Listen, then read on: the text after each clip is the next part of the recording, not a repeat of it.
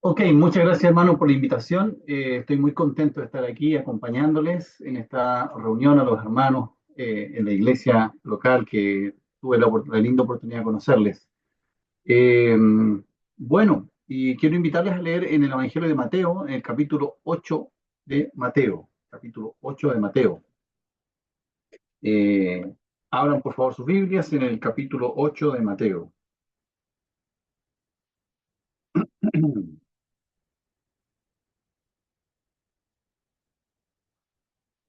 Muy bien, vamos a leer la primera parte y vamos a leer algunos versículos de manera salteada, ¿ok? Porque quiero que en este tiempo de hoy abarquemos el capítulo 8 de lo posible completo, así que lo vamos a ver como un gran resumen. No, no completo, vamos a leer solamente los primeros 22 versículos, ¿bien? Así que vamos a leer, dice así.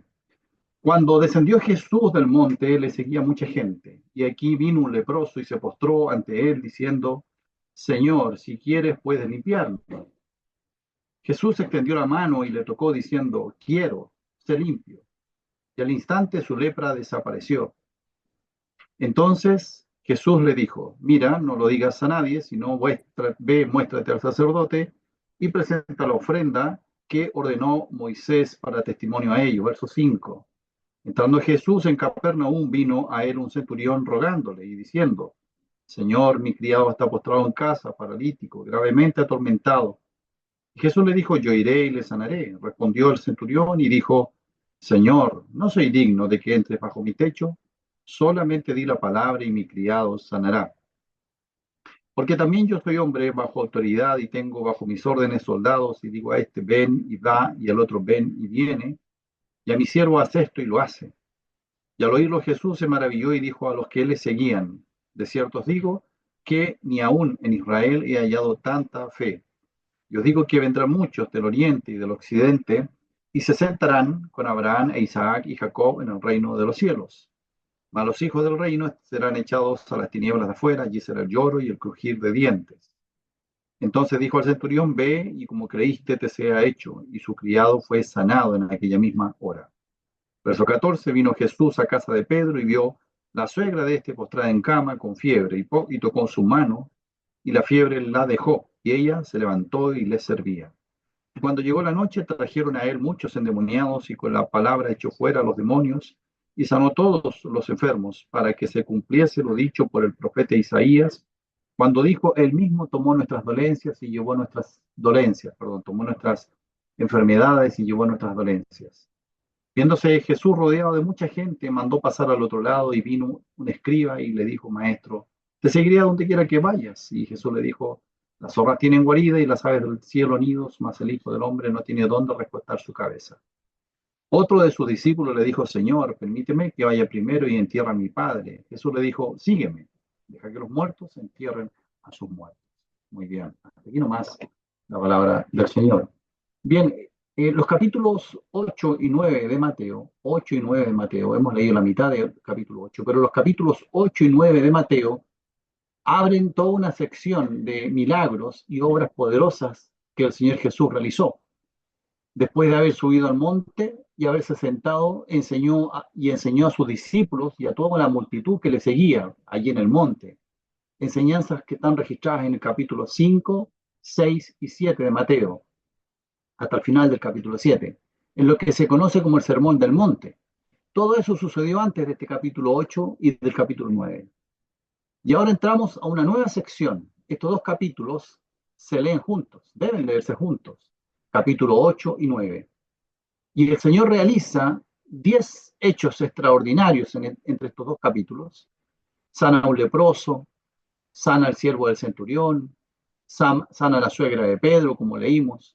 Luego calma la tempestad, libera al endemoniado gadareno, perdona al paralítico, sana a la mujer de flujo de sangre, resucita a la hija de Jairo, dos ciegos reciben la vista y libera a un mudo endemoniado, mostrando en cada uno de ellos, tal vez lo más importante que muestra en cada uno de ellos es su autoridad como Señor.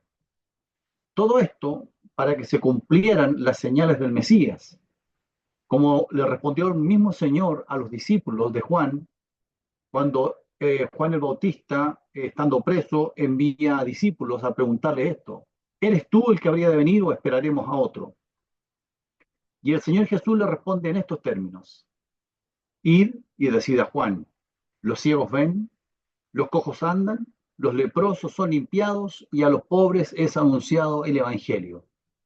Y es significativo que la última de estas señales es el anuncio del Evangelio a los pobres. Los pobres, pero ciertamente no los pobres de dinero o de bienes materiales, sino los pobres en espíritu, aquellos que no tienen ninguna riqueza de Dios o delante de Dios. Porque el Señor no realizó obras poderosas que no tuvieran algún impacto directo sobre el hombre. Porque uno de los grandes propósitos de realizar estas obras es que el hombre tenga la oportunidad de verse reflejado en esa obra. Si nos relata un leproso es para que podamos vernos reflejados en algún aspecto en ese leproso y veamos de alguna manera que eso tiene vínculo con nuestra vida y con nuestro Señor. Que salgas de la condición descrita en Apocalipsis, porque tú dices, dice Apocalipsis, yo soy rico, me he enriquecido, de ninguna cosa tengo necesidad, y no sabes que tú eres un desventurado, miserable, pobre, ciego y desnudo. Y llegues a ver como el mismo Señor Jesús dijo así: bienaventurados los pobres en espíritu, pobres, porque de ellos es el reino de los cielos. Así que todos los milagros y obras portentosas que el Señor realizó, en especial en estos dos capítulos 8 y 9, tenían un final, un propósito: anunciar a los pobres el Evangelio. Ahora bien, estos dos capítulos 8 y 9, como dije, se deben leer y entender juntos. Es un solo bloque de un relato, porque Mateo tiene un propósito al ordenar los hechos de esta manera. Él no los coloca en orden cronológico, como otros evangelios como Marcos y Lucas. No los coloca en orden cronológico en cómo sucedieron, sino que él los ubica en un orden más bien didáctico. Nos quiere hacer pensar en la manera en que él ordenó los acontecimientos. Nos quiere hacer pensar, nos quiere hacer razonar, nos quiere enseñar Mateo. Quiere vincular nuestra inquietud y búsqueda espiritual con Cristo mismo. Y por eso es que los coloca de esta manera. Por esa razón es que se leen juntos estos dos capítulos. Presenta Mateo ciertas obras milagrosas en esta sección de capítulo 8 y 9. Presenta ciertas obras milagrosas y luego una sección corta que le habla a sus discípulos. Esa es la estructura que nos propone Mateo en estos dos capítulos. Y esto lo hace 3 veces en los dos capítulos. De tal manera que tenemos 3 milagros, luego una enseñanza a sus discípulos, luego otros 3 milagros y una nueva enseñanza a sus discípulos, y finalmente 4 milagros y otra sección de enseñanza a sus discípulos. Y finaliza eligiendo a 12 discípulos y enviándolos con una misión.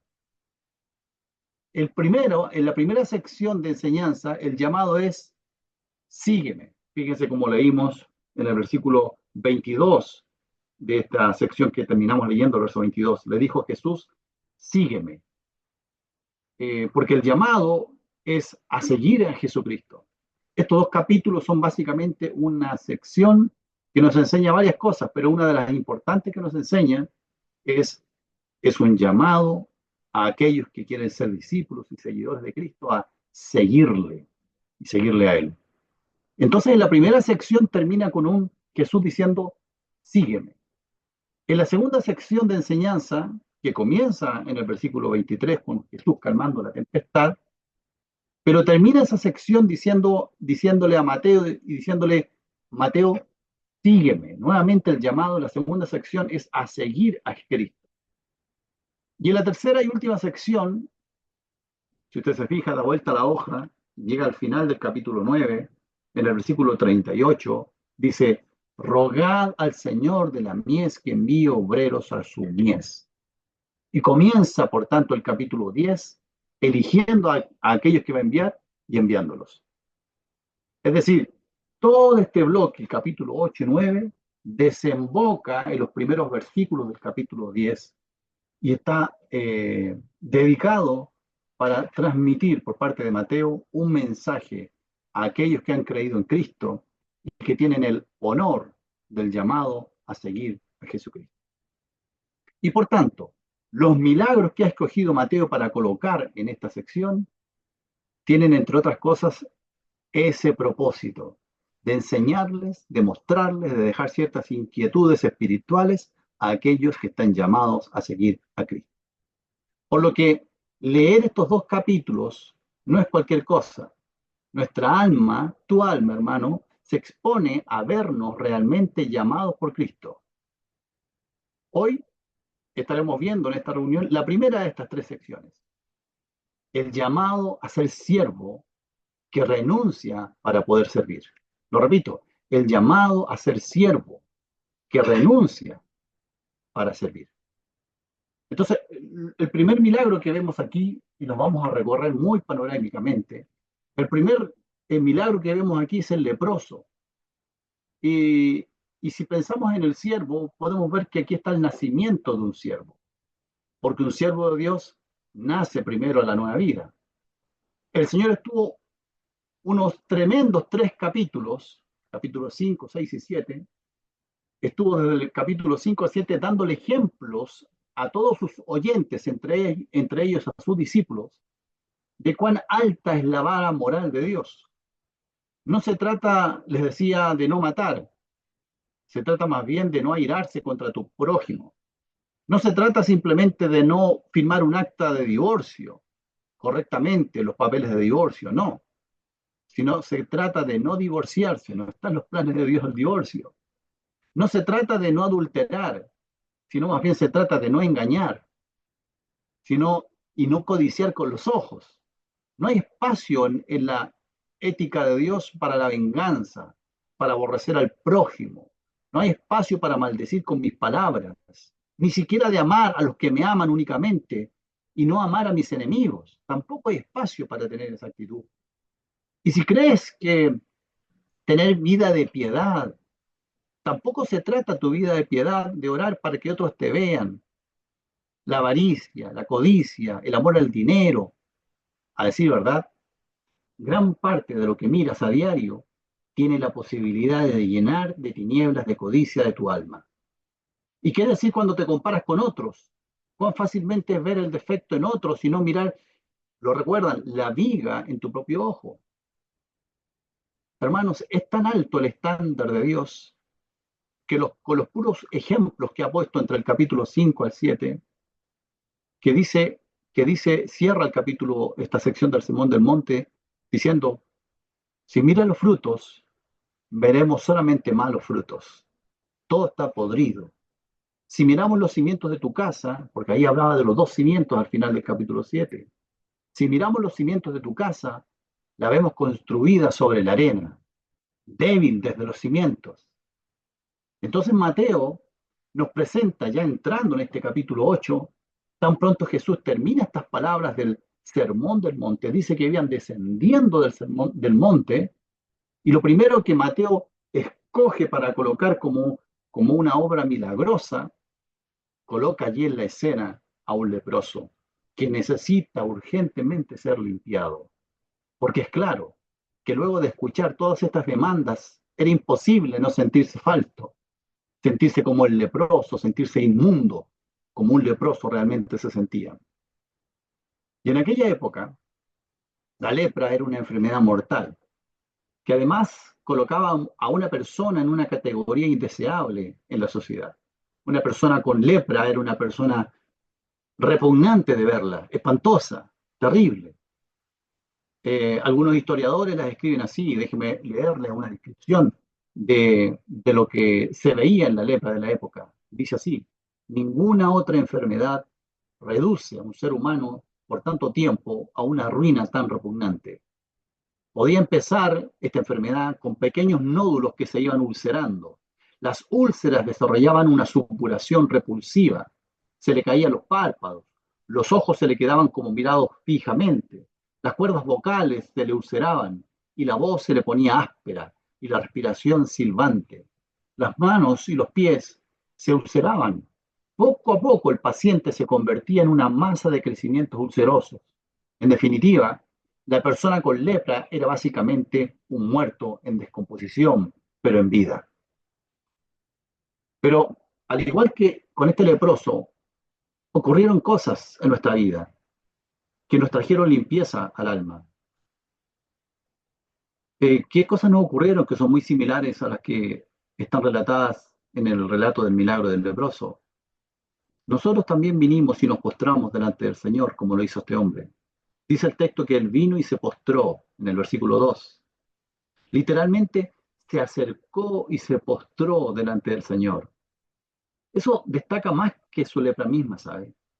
Más que el hombre que haya estado con lepra, el que más destaca Mateo en el texto es que vino este leproso, se acercó a Jesucristo y se postró delante de él. ¿Y sabe qué? Jesús permitió que un leproso se le acercara. Y tuvimos la gracia que Dios permitió aquel momento cuando pudimos escuchar acerca de Cristo.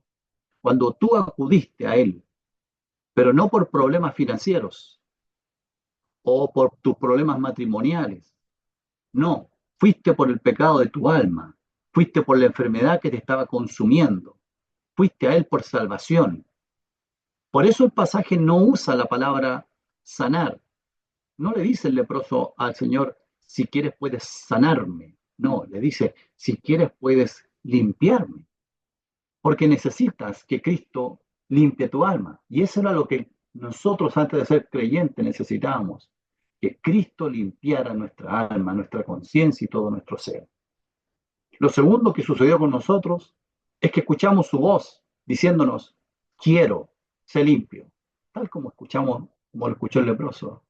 Dice el texto en el versículo 3 que Jesús extendiendo la mano le tocó diciendo, quiero, sé limpio. Nadie podía tocar a un leproso, pero ¿sabe por qué nadie lo podía tocar? Porque nadie podía hacer nada por él. ¿Qué asunto tenía con tocarle si nadie podía hacer nada con él? Jesús tocó al intocable, al insalvable, pero lo extraordinario es que Jesús no solo quería limpiarle, no solo quería limpiarle, sino que además podía hacerlo. Este hombre tenía muy claro que Jesús tenía toda potestad. Por eso estos pasajes hablan de la autoridad de Cristo. El leproso tenía claro que Jesús tenía toda potestad, toda autoridad para limpiarle completamente. Solamente el leproso inclina su cabeza, se postra delante de él y por decirlo de alguna manera le dice, tan solo dependo de que quieras, porque yo sé que puedes. Y eso es lo que un día escuchamos y creímos, que Jesús podía salvarnos y que Él extendió no una mano, sino ambas manos para tocar nuestras almas en la cruz del Calvario. Mas el herido fue por nuestras rebeliones, molido por nuestros pecados, el castigo de nuestra paz fue sobre Él. Y escucha esto, y por su llaga fuimos nosotros curados. Él extendió sus manos para tocarte, como tocó el leproso, y Jesús tiene plena autoridad para hacerlo. Y lo tercero que ocurrió con el leproso y que ocurrió también con nosotros, que al instante su lepra desapareció. Dice, al instante fue limpiado el leproso. Ah, como un efecto inmediato, su piel restaurada en el momento, porque la salvación del alma no es un proceso, no es un logro, no es una carrera. La salvación del alma está completa, está hecha 100% por Jesucristo, mediante la fe en Él y en su muerte. No hay nada que agregar, no hay nada que falte, está completa. Y eso somos ex perdidos, somos salvados. Nos parece recordar ese pasaje de 1 Corintios que dice, y esto erais algunos de vosotros, mas ya habéis sido salvados, lavados, ya habéis sido santificados, ya habéis sido justificados en el nombre del Señor Jesús y por el Espíritu de nuestro Dios. Gozo y gratitud puede haber en nuestro corazón. Y el Señor le dio una instrucción a este leproso, a este ex leproso, hombre salvado y lavado. Instrucción que hace eco ya más de 2000 años después, hace eco hasta aquí, hasta nuestros días. Y le dice así, mírale, ve, muéstrate a ti mismo y presenta la ofrenda. Cuatro cositas le dice. Mírale, Ve, muéstrate a ti mismo delante del sacerdote y presenta la ofrenda. Es decir, que este nacimiento del siervo, un siervo que mira, pone atención, un siervo que va, que camina en la dirección que Jesucristo le señala, un siervo que muestra delante del Señor, del sacerdote, muestra su vida transformada, cambiada, renovada y presenta su ofrenda, recién presenta su ofrenda de servicio a Dios. El nacimiento del siervo fue aquí. Por eso Mateo lo presenta en primer lugar, porque aquí nace el siervo que por primera vez se presenta como siervo. El segundo es el centurión, que comienza en el versículo 5, hermanos. El centurión. Aquí nosotros vemos la segunda enseñanza para el siervo del Señor, que es la fe del siervo. Si al principio vimos el nacimiento del siervo, ahora vemos la fe del siervo. Hay muchísimas cosas destacables en este episodio del centurión, que clama por su siervo. Pero tenemos un centurión que acude a Jesús rogándole que sanara a su siervo, pero con una característica especial, una fe que maravilló a Jesús, porque este centurión le dijo así al Señor, le dijo, solamente di la palabra y mi criado sanará. La fe del siervo. Y observamos algunas cosas importantes en la fe de este hombre. Primero, su fe no se debilitó al considerar su propia debilidad, porque él le dijo, Señor, yo no soy digno. Señor, yo no soy digno. Pero su fe no se debilitó al considerar su indignidad. Hay discusión entre los eruditos de la Biblia, hay discusión de cómo debemos entender la respuesta que el Señor le dio. El Señor le dijo así, yo iré y le sanaré, ¿cierto? Bueno, como una aseveración que el Señor de algo que va a hacer. Pero hay otros eruditos que lo leen así, lo traducen así. ¿Iré yo y le sanaré? Es decir, fíjate, centurión, lo que me estás pidiendo. Me estás pidiendo que yo vaya y entre en la casa de un gentil. ¿Quieres que yo vaya y le sane? Con el sentido de que quieres que yo entre en tu casa para sanarle. La gran mayoría de versiones en español no lo traducen como pregunta, lo traducen así como lo tenemos en nuestra Reina Valera. Yo iré y le sanaré. Pero más allá de esta discusión, la cuestión es que este centurión se sabía, antes de ir delante del Señor, él ya se sabía indigno. Que si Jesús actuaba como un judío estándar, probablemente no iría a su casa a sanar a su siervo, porque los judíos no entraban en casa de gentiles. Pero lo extraordinario es que este centurión, sabiendo esto, sabiendo de esta indignidad por parte de él, el centurión razonó y buscó motivos en su fe para aún así acudir a Cristo. No consideró su indignidad para no tener fe en Cristo. No sé si se entiende, hermano. Él no consideró su indignidad para evadir su responsabilidad de tener y depositar su fe en Cristo. No.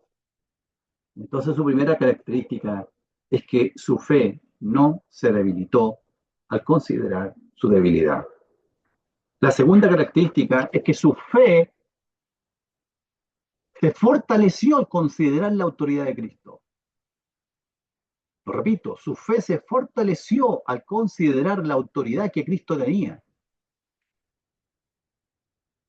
Mire cómo dice el versículo 9. Porque también yo soy hombre bajo autoridad. Fíjese bien cómo leemos, ¿eh? Porque también yo soy hombre bajo autoridad y tengo bajo mis órdenes soldados y digo a este ve y va y al otro ven y viene y a mi siervo hace esto y lo hace.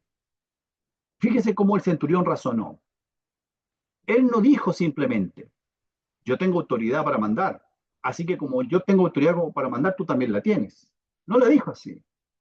Le dijo así, yo soy hombre bajo autoridad. Yo estoy sujeto a la máxima autoridad del imperio. Así se presentaba un centurión cuando entraba a un lugar. Viene entrando un centurión que era el representante del emperador, porque él estaba bajo esa autoridad. Y porque estoy bajo esa autoridad, mi voz, la voz del centurión, porque estoy bajo esa autoridad, mi voz es obedecida. Y le digo a este, haz esto y lo hace. ¿Pero por qué lo hace? Porque sobre mí hay una autoridad a la cual yo represento. Entonces, continuó y le dice así al Señor en estas palabras, Jesús, tú has hecho hechos portentosos, has dado enseñanza llena de autoridad y siempre has declarado hablar en el nombre de tu Dios, de tu Padre Celestial. Este Jesús, sin lugar a dudas, debe haber pensado el centurión, con esas credenciales que él tiene, lo que él habla se hace. Tanto el enfermo como la enfermedad le obedecen, sin lugar a dudas, porque él está bajo la autoridad del Padre Celestial. ¡Qué tremenda autoridad! Consideren, hermanos, la fe de Abraham, por ejemplo, cuando Dios le pidió que sacrificara a Isaac. ¿Cómo Abraham fortaleció su fe en esa prueba? Abraham razonó con su fe, invitó a su fe a conversar, por decirlo de alguna manera. La fe razona, tal como razonó el centurión. Abraham pensó, Dios me hizo promesas que se basan en este hijo mío. Lo primero que tiene que haber razonado Abraham, ¿acaso habrá roto Dios sus promesas? Y la fe le tiene que haber dicho, no, no las rompe, Dios no rompe sus promesas.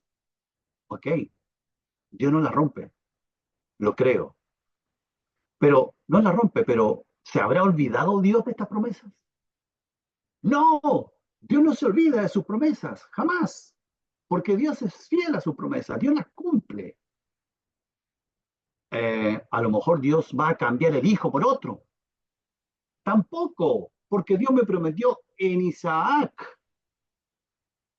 Entonces la fe de Abraham solamente le llevó hacia una sola opción. Solo queda una opción. Dios resucitará a mi hijo de entre los muertos. Eh, Abraham pensó y razonó con su fe y se dio cuenta que había una sola alternativa en relación a lo que Dios le había pedido. La única alternativa es que Dios va a resucitar a mi hijo tan pronto yo lo sacrifique. Por eso, esto no lo he inventado, por eso dice Hebreos capítulo 11, dice, por la fe, Abraham, cuando fue probado, ofreció a Isaac. ¿Pero por qué? Y enseguida viene la explicación. El que había recibido las promesas, primer punto fuerte de su fe, él se recordó la promesa, las promesas. El que había ofrecido las promesas ofrecía su unigénito. Habiéndosele dicho, en Isaac te será llamada descendencia. Segundo punto donde fortaleció su promesa, su fe. Dios me dijo que en Isaac sería llamada mi descendencia. Y ahí agrega Hebreos, pensando que Dios es poderoso para levantar aún de entre los muertos, de donde sentido figurado lo volvió a recibir. Así que, volviendo al centurión, el centurión tuvo una fe razonada en Cristo, una fe que se fortaleció en Jesucristo. Él no se debilitó en fe al considerar su propia indignidad, y su fe se fortaleció al considerar la autoridad de Cristo. Entonces, ¿qué tiene que ver este episodio del centurión con mi vida? Con yo siendo un siervo del Señor. ¿Puedo considerar el ejercicio racional de fe que tuvo este centurión y aprender a tener fe yo también? ¿Cuál es la autoridad que Cristo tiene en tu vida y en la mía y en mis circunstancias? Lo repito, ¿cuál es la autoridad que Cristo tiene en mi vida y en mis circunstancias? ¿Cómo tú o cómo yo reacciono en mi vida frente a la autoridad de Cristo y frente a las cosas que suceden en mi entorno y en mi vida? Jesús se maravilló de la fe del centurión, se asombró. El centurión reaccionó con fe frente a la autoridad de Cristo.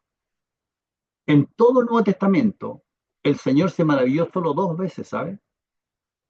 Esta vez ante la fe del centurión. Y la otra maravillada del Señor está en Marcos 6, capítulo 6, versículo 6, donde Jesús se maravilló, ¿sabe por qué?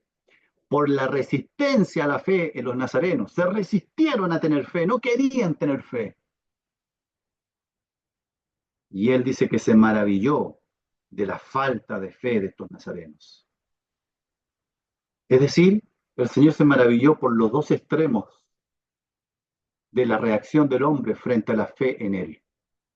Se maravilla por aquellos que responden frente a su autoridad con fe y se maravilla frente al hombre que responde frente a su autoridad con incredulidad. Eh, entonces, la forma que una persona puede reaccionar a la autoridad de Cristo, o ejercitas tu fe considerando el carácter de Cristo y su autoridad en tu vida, o endureces tu corazón en incredulidad, retardando la obra de Dios en tu vida. La fe del centurión es la fe del siervo de Dios, que se fortalece en la autoridad de Cristo. Tercera, la sanidad del siervo. La sanidad del siervo, la tercera característica. Entre los versículos 18, vemos versículo 14, vino Jesús a casa de Pedro. Tenemos el tercer milagro, la sanidad de la suegra de Pedro. Y en realidad, Mateo cierra este ciclo de sanidades resumiendo que aquel agotador día para Jesús, cuando llegó a la noche, trajeron también a muchos endemoniados con la palabra y echó fuera con la palabra a muchos demonios y sanó a todos los enfermos.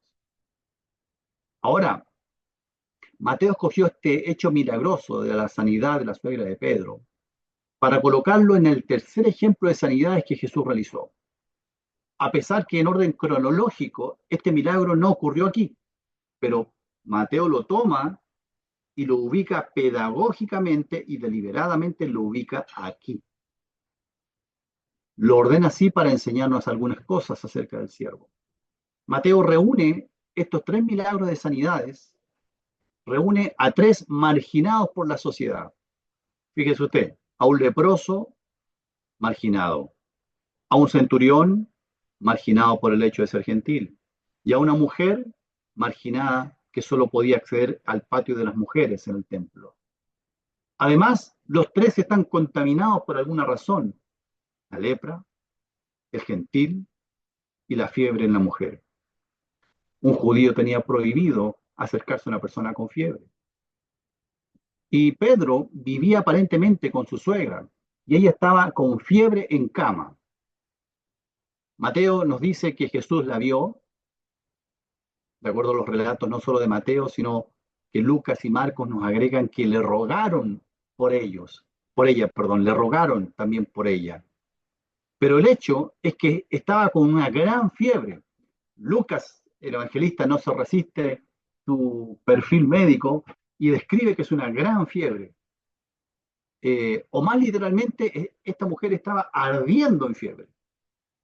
Debido a esa gran fiebre, ella estaba imposibilitada de servir.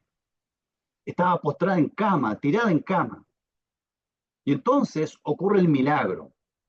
El Señor reprende la fiebre, como nos lo aclara Lucas capítulo 4, y le toma por la mano a la mujer, la levanta. Pero Mateo, lo único que destaca es que Jesús tocó la mano de la suegra de Pedro, nada más. Y dice que la fiebre le dejó. Y cuando eso ocurrió, ella se levantó y le servía.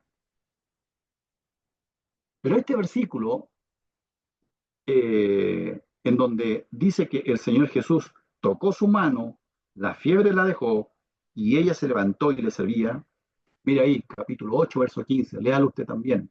Mire cómo dice: y tocó su mano, y la fiebre la dejó, y ella se levantó y le servía. Este versículo destaca algo. El versículo comienza con Jesús tocando la mano de esta mujer, y el versículo termina con las manos de ella sirviendo. Toca su mano, la fiebre la deja, ella se levanta y ella pone sus manos al servicio de Cristo. La Reina Valera traduce así: y les servía. Se levantó y les servía. Pero literalmente es le servía, es en singular. Le servía. En realidad, ¿a quién estaba sirviendo? Estaba sirviendo a Cristo. Mateo, con este milagro, está procurando que quede en tu conciencia el acto sobrenatural por medio del cual Jesús toca la mano de esta mujer y la rehabilita para servir, quitando el impedimento, aquello que la tenía postrada, tirada, inhabilitada para servir. La rehabilita para servir con su toque, tocando su mano. Y a veces sucede que existe una condición interna en el alma del creyente o en la conciencia que te impide servir a Cristo. Una condición que te tiene postrado en la cama espiritual, sin hacer nada. Una condición interna que solo Cristo puede sanar. Puede ser la pérdida de tu comunión con Dios. Ya no lees, rara vez oras. Pero cuando abres la Biblia no hay pasión, no hay anhelo, no hay deseo. Puede ser también un pecado persistente que no abandonas con arrepentimiento. Ahí está. Un día caes, pides perdón, al otro día vuelves a caer y vuelves a pedir perdón. Pero eso va arruinando tu conciencia, va nublando tu cielo con Dios, va cerrando las escrituras a tu corazón, porque hay un pecado persistente. Y recuerdas que Él dijo así: porque separados de mí nada podéis hacer. Y te sientes separado y separado y muy separado. O puede ser que tengas muchas actividades, pero lo que observas en ti es muchas actividades, pero no servicio. Y te sientes lleno de actividad, pero un desierto de servicio para Dios. O simplemente puede ser que tienes un agotamiento que no sabes explicar, que no sabes diagnosticar, que no sabes de dónde viene, pero está ahí, agotado, desganado, por alguna razón. Pero estás postrado en una cama espiritual. Yo no sé cuál es tu fiebre, pero el hecho es que te tiene con las manos caídas, con las rodillas paralizadas. Y déjame decirte, hermana, hermano, que la única solución es Cristo en tu vida, que mediante la fe puedas acudir a Él por sanidad, por fuerza o por reconciliación. No esperes más, acude hoy mismo a Cristo por sanidad de tu alma, para que te levantes, como esta mujer, a servirle. Cuarto evento ya no es el milagro, sino que es el relato que está entre el versículo 18 y 22, en donde dos discípulos de Cristo, después de haber visto estos milagros y probablemente después de haber escuchado el sermón del monte, se acercan al Señor Jesús y le declaran algo. Lo que voy a decir que vemos aquí es la respuesta del siervo. Vimos el nacimiento del siervo, vimos la fe del siervo, vimos la sanidad del siervo y por último, la respuesta del siervo. Eh, Dice el versículo 18, lo leemos, del versículo 18 al versículo 22. Viéndose Jesús rodeado de mucha gente, mandó pasar al otro lado. Y vino un escriba y le dijo: Maestro, te seguiré a donde quiera que vayas. Jesús le dijo: las zorras tienen guarida y las aves del cielo nidos, mas el Hijo del Hombre no tiene dónde recostar su cabeza. Otro de sus discípulos le dijo: Señor, permíteme que vaya primero y entiérreme a mi padre. Jesús le dijo: sígueme y deja que los muertos entierren a sus muertos. Ya había pasado un día agotador para nuestro Señor. El capítulo 8 comienza con un Señor descendiendo del monte, donde había dado un larguísimo discurso. Pero su día no terminó ahí, estaba como casi empezando. Y arranca el capítulo 8 haciendo obras portentosas, milagros extraordinarios, poniéndose delante un leproso, sanándolo, escuchando la voz de un centurión que le hace una demostración de fe extraordinaria y realizando el primer milagro a distancia, sanando a la suegra de Pedro en su casa y sanando una multitud de enfermos y endemoniados al caer la tarde de ese día. Pero al salir de esa casa, el Señor se vio rodeado de gente y dijo, necesitamos pasar para el otro lado. Y mandó. Fíjense que pocas veces el Señor ocupó esa expresión, mandó. Um, y Mateo la coloca aquí nuevamente para decir que el Señor tiene autoridad para mandar. Solo 2 veces se ocupa en la Biblia para referirse al Señor esta expresión, mandó. Una de esas es esta. Y Mateo destaca la autoridad de Cristo sobre todas estas cosas. Y Mateo se dispone a cerrar este primer ciclo con la enseñanza final para sus discípulos. Ahora ya no son milagros, ahora ya no es un leproso, ahora ya no es un centurión, ya no es la suegra. Ahora son sus discípulos. Y Mateo didácticamente, fíjese cómo lo hace Mateo. Mateo didácticamente va encerrando nuestro entendimiento de tal manera que mientras más nos fue mostrando sobre la autoridad de Cristo, más se debe hacer evidente para el lector, es decir, para usted y para mí. La pregunta es, ¿cómo vas a responder a la autoridad de Cristo en tu propia vida? No hay muchas opciones, ¿eh? Solo hay 2 opciones de cómo puedes responder. O rechazamos su autoridad en nuestras vidas, resignándonos a vivir un cristianismo sin sujeción a su autoridad, o la aceptamos, convirtiéndonos en sus discípulos. Y en esta sección que acabamos de leer, la sección final de este primer tercio, vemos un cambio en lo que observamos, en lo que leemos. Vemos un cambio en el Señor Jesús. En los milagros vemos total disposición del Señor Jesús a recibir, a entrar en contacto, a relacionarse incluso con personas marginadas. Pero aquí vienen 2 discípulos y reciben alto, un stop.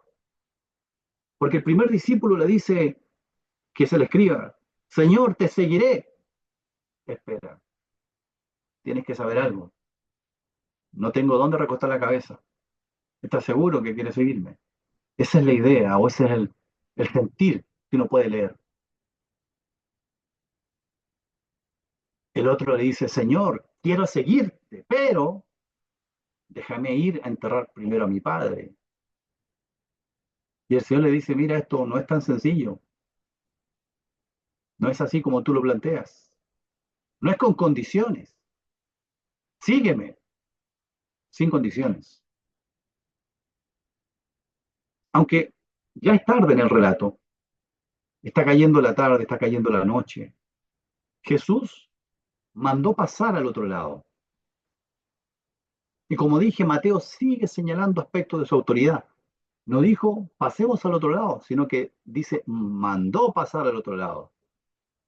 Y dado que este es prácticamente, este evento que estamos leyendo es prácticamente los inicios del ministerio del Señor Jesús, este atravesar el mar es la primera vez que se enfrentan los que eran sus discípulos a tener que alejarse de sus tierras. No es que ellos llevaban ya mucho tiempo recorriendo Israel, no, es primera vez que se ven desafiados por el Señor a alejarse de sus tierras, de sus hogares, de sus actividades, de sus trabajos, de sus familias. Primera vez. Pasemos al otro lado. Y todos quedaron mirándose y dijeron, nos vamos con él. Por eso se entiende mejor que el primero de estos discípulos, el escriba, le haya dicho así, Señor o Maestro, te seguiré a donde quiera que vayas. Y también se entiende la respuesta del Señor Jesús. El Hijo del Hombre no tiene dónde recostar su cabeza. Vamos a cruzar el mar. Te vas a alejar de tu casa. No tendrás dónde dormir, porque yo mismo no tengo dónde hacerlo. De hecho, ahora mismo, puede haber pensado el Señor, ahora mismo es ya tarde, estoy cansado y no tengo dónde recostar mi cabeza. Como se verá en la sección siguiente, cuando ocurre una gran tempestad, ¿y Jesús qué está haciendo? Está durmiendo en el cabezal de la barca. No tenía dónde recostar su cabeza como algo propio, una casa, una cama, y se recostó allí, porque había tenido un día duro el Señor. Así que la primera persona que se le acercó fue un escriba. Y este escriba reconoce en Jesús un gran maestro y probablemente haya escuchado todo su sermón del monte y haya visto sus hechos milagrosos que leímos, porque le vemos a él, a este escriba, le vemos muy entusiasmado, muy dispuesto a seguir a Jesús, con tal nivel de convicción que dice, a donde quiera que vayas, te seguiré, a donde quiera. Ni pregunto, da lo mismo, a donde tú quieras que tú vayas, yo iré contigo. Así, con ese nivel de entusiasmo, de convicción. Pero el Señor le hace repensar su decisión, porque le presenta una pequeña condición del viaje. No tengo donde recostar mi cabeza. Fíjese que Jesús no le está diciendo, sígueme, pero vas a pasar hambre y frío. No, le está diciendo que Él no tiene como propiedad un lugar donde descansar. No tengo. Sin lugar a dudas, tendrían provisión siempre para su misión y para sus discípulos. Pero el tenor de mi viaje, escriba, no es tener propiedades, no es tener abundancia, ni muchas comodidades. Ese es el tenor de mi viaje y propósito. Si voy a ser tu maestro, debes saber esto. Debes tener claro cuál es el llamado y propósito del que quieres que sea tu maestro. Está siendo súper claro el Señor con el escriba. Y el Señor es bien claro también en hablarle a un escriba, porque se da cuenta que tiene frente a él un escriba, no cualquier persona, a una persona erudita, formada, educada en la ley de Moisés y en todo el Antiguo Testamento. Entonces le dice así,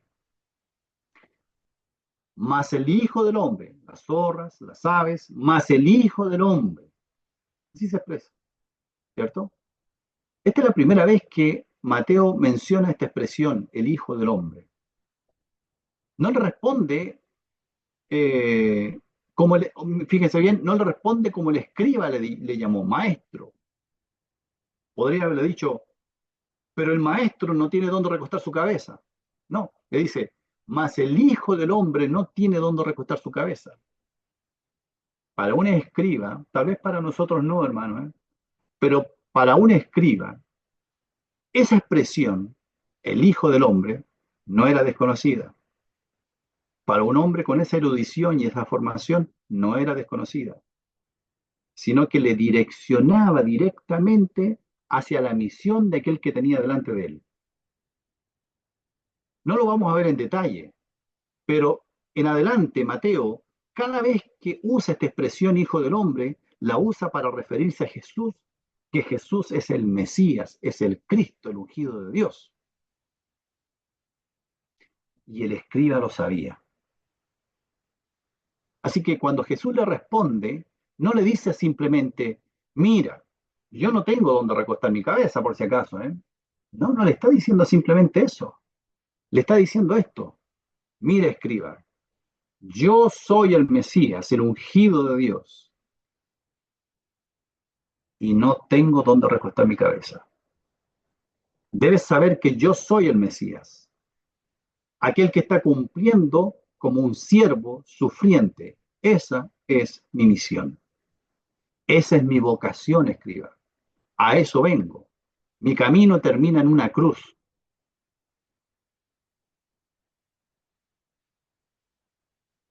Seguro que quieres seguirme. El segundo discípulo no era tan incondicional. Más bien, tenía una condición previa para ser discípulo. Le dijo, déjame que primero entierre a mi padre. Y por más dura que se nos muestra la respuesta de Cristo, nos deja ver que seguir a Cristo tiene un costo. Y fíjense que no está diciendo que debamos dejar a nuestros padres, o siquiera que no podamos estar en sus funerales. No es lo que Jesucristo está diciendo o enseñando. Más bien está diciendo que el discípulo está diciendo, te seguiré. Así le dice el discípulo, te seguiré, Señor, si es que no tengo algo más importante que seguir. No debemos pensar que Dios no tiene cuidado de nuestras relaciones familiares, de las cuales también somos responsables. Pero aquí está poniendo de relieve la prioridad de seguirle. No puede existir un déjame primero. No debe existir un te sigo pero. Entonces, esta sección con la cual Mateo cierra es una invitación de Jesús a seguirle. Está animando Mateo a través de su relato, no cronológico, sino didáctico. Está animando a aquellos que son sus discípulos, como tú o como yo. Está animándoles a seguirle. Mateo quiere que te quedes con la inquietud en tu alma de cómo vas a responder frente a la autoridad de Cristo en tu vida que te llama a seguirle. El Señor Jesús no te está llamando como un buen amigo, no te está llamando simplemente con su inmenso amor, te está llamando con toda su autoridad que como Dios, como Señor, tiene. Y te está llamando a seguirle. Sígueme.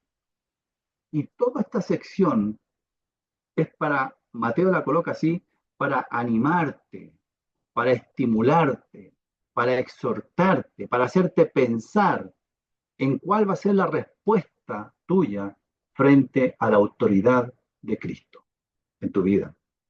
Y hemos visto el nacimiento del siervo, porque tú un día naciste no solo a una nueva vida, sino que el mismo día que naciste, naciste a ser siervo de Dios también. Y ese mismo día recibimos nuestra primera instrucción de parte del Señor. Ve, preséntate delante del sacerdote, que es el mismo, y presenta la ofrenda, presenta el servicio. Vimos en segundo lugar no solo el nacimiento del siervo, vimos la fe del siervo, en ese hombre centurión, que Mateo lo coloca allí para que nos demos cuenta que la fe nuestra debe razonar, debe reflexionar sobre la autoridad de Cristo en nuestras vidas y en nuestras circunstancias. Y debe buscar la forma de fortalecer nuestra fe considerando la autoridad de Cristo en nuestra vida. Vimos en tercer lugar la sanidad del siervo, en esa mujer, la suegra de Pedro. A veces estamos enfermos como creyentes y enfermedades que nos tienen amarrados, limitados, recostados, tirados en la cama espiritual, sin poder servir. Cristo es la respuesta para sanar al siervo. Y por último cierra con la respuesta del siervo a seguirle. Presenta dos hombres que miren, el texto no dice si le siguieron o no le siguieron, pero da la impresión que sí le siguieron, porque dice, eh, comienza el versículo 23 del capítulo 8 diciendo, y entrando en la barca, dice, sus discípulos le siguieron, le siguieron. Da la impresión, sospecho, que estos dos hombres decidieron seguirle, pero no tenemos información certera, por cierto. Pero este pasaje, estos 4 versículos, 5 versículos finales, Mateo los coloca allí para hacernos reflexionar sobre la respuesta que Jesucristo demanda de sus hijos. demanda una respuesta ante el llamado a servirle, el llamado a seguirle. ¿Cuál va a ser tu respuesta? Que el Señor bendiga su palabra. Muchas gracias.